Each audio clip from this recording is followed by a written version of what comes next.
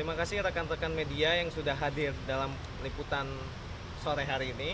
Kami Aliansi Gerakan Peduli Hukum hari ini datang ke Komisi Pemberantasan Korupsi atau ke Dewas, Dewan Pengawas KPK, dalam rangka melaporkan adanya pelanggaran kode etik. Kami duga laporan kode etik ini dilanggar oleh salah satu penyidik KPK. Salah satu atau diantaranya bisa dikenal oleh media berinisial R.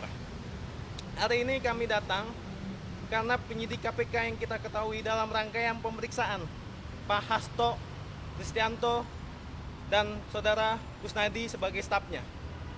Kami dalam rangka mendukung KPK agar dalam penegakan hukum di Indonesia tidak boleh simpang siur atau tidak boleh ugal-ugalan tanpa adanya prosedur SOP-nya yang berlaku di Indonesia atau di kode etik pengawas. Hari ini kami duga adanya pelanggaran kode etik yang dilakukan oleh penyidik. Kami bawa undang-undangnya sangat jelas, Undang-Undang KUHP, Kitab Undang-Undang Hukum Acara Pidana. Salah satunya acara formil, di mana acara formil menyatakan sikap bahwasanya undang-undang berbunyi tidak boleh suatu penyidik melanggar acara formilnya, jadi tidak berlaku nanti hukum acara pidananya.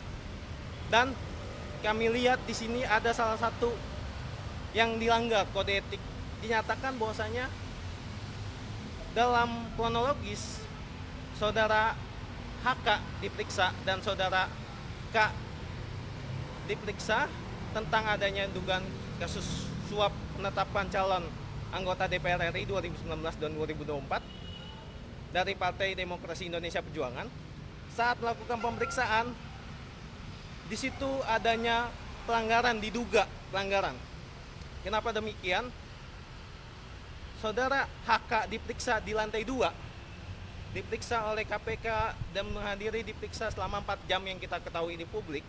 Nah, penyidik ada yang menginisiatif memanggil saudara K, dalam hal ini stafnya pribadi Pak Hasto Kristianto. Stafnya Pak Hasto, Kak, dalam hal ini mengikuti perintah penyidik. Kata penyidik dipanggil oleh Bapak. Staf pasti mengikuti perintah Pak Hasto. Tetapi dalam rangka dia ke KPK dipanggil ke lantai 2, ada tindak-tindakan yang tidak terpuji dan mencoreng atas dasar hukum. Kita ketahui Kusnadi dalam hal ini tidak ada satu kaitan pun dengan kasus tindak pidana. Maka itu dari kami Aliansi Gerakan Peduli Hukum Masyarakat Civil Society menyatakan sikap dan mendukung KPK menindaklanjuti dan memeriksa saudara pelapor. Kenapa demikian? Takutnya ini ada terjadi pelanggaran kode etik yang bisa dikatakan pelanggaran kode etik berat. Kenapa demikian? Jika bukan status tersangka, diperiksa dan digeledah dan disita alatnya, itu bisa dikategorikan pelanggaran HAM. Mungkin selanjutnya pasal dan demi pasal nanti bisa ditambahin oleh prosedur.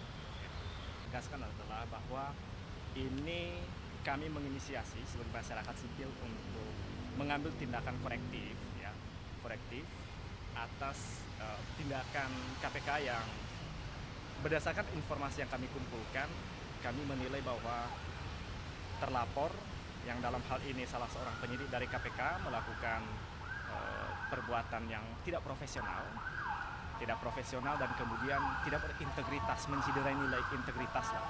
Hal-hal tadi sudah disampaikan oleh Mas Prabu bahwa tidak ada integritasnya dalam menyoal kejujuran, bahwa kemudian ketika memanggil seseorang untuk digeledah, kenapa harus berbohong, kan begitu? Kenapa harus berbohong? Ya. Yang kedua adalah mengenai profesionalisme.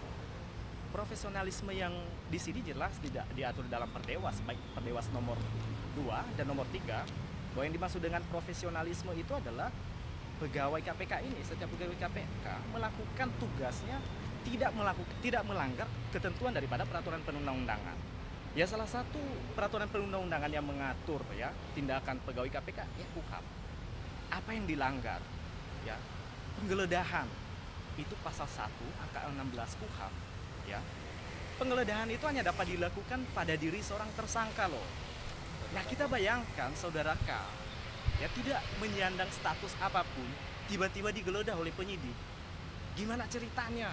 Sekalipun ia kemudian, ya, stafnya saudara HK, ya, Hasto, ya, sehingga kita akhirnya berpikir bahwa ada gerangan apa, gitu loh. Apakah ada intervensi non hukum sebetulnya, ya, yang mencampuri urusan ini, ya, sehingga kemudian penyidik pun berani menerabas hukum acara, gitu loh. Nanti teman-teman media Iya. bisa bertanya kepada penyidiknya ya, Iya, menindaklanjuti dari kasus kami, laporan kami, bisa ditanya kenapa penyidik berani menerobos hukum yang aturannya itu dilanggar gitu. Apa ada intervensi? Kita tanda tanya ya. Kita kan masyarakat sivil ingin transparan dan akuntabel. iya. Jangan sampai masyarakat simpang siur isunya yang beredar di masyarakat. Jadi kita di sini pengen mendukung KPK menindaklanjuti laporan kami. Jadi, ya, jadi di sini kami tegaskan bahwa ya kami tidak ada kebencian terhadap penyidik atau terlapor, ya.